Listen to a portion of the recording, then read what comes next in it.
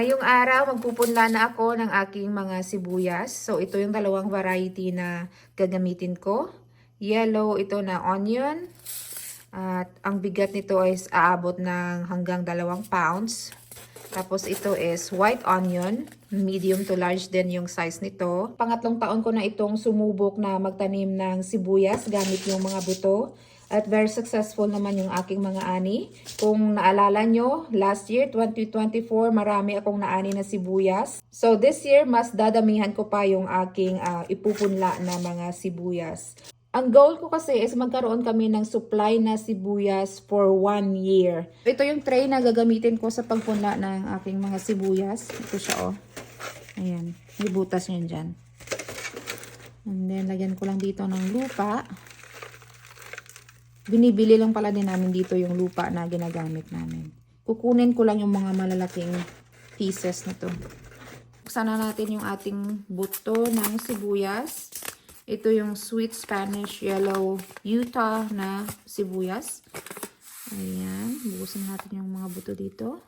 Sa mga hindi pa nakakita, yan yung itsura ng buto ng sibuyas. Magpupunla ako ng 2 buto each cell.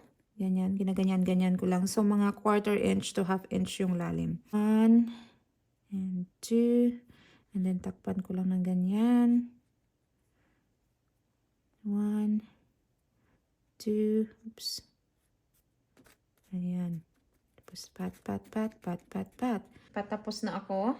Ang reason din pala kung bakit tagda-2 buto yung nilalagay ko dito sa isang square, sa isang cell, is para pag namatay yung isa, may backup na isang buto.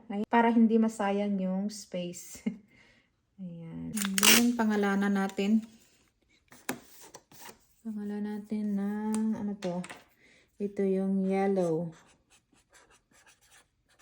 onion.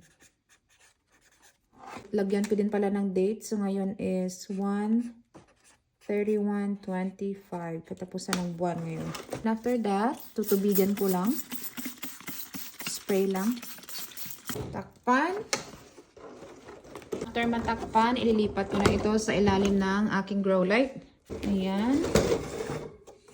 Nandito din pala yung aking mga natira pang mga sibuyas. Meron din akong nilagay sa freezer. Anyway, i-adjust ko pa mamaya yung grow light. Ipababa ko siya dito para mapunta talaga yung kanyang init dito sa lupa kung saan natin tinanim yung ating mga sibuyas. So, ganyan lang ako magpunla ng sibuyas. Meron akong napunla na 1, 2, 3, 4 na trays. Naisipan ko lang ito i-share sa inyo lalong-lalo na sa mga nagtatanong dyan kung paano ako magpatubo ng sibuyas dito sa Alaska.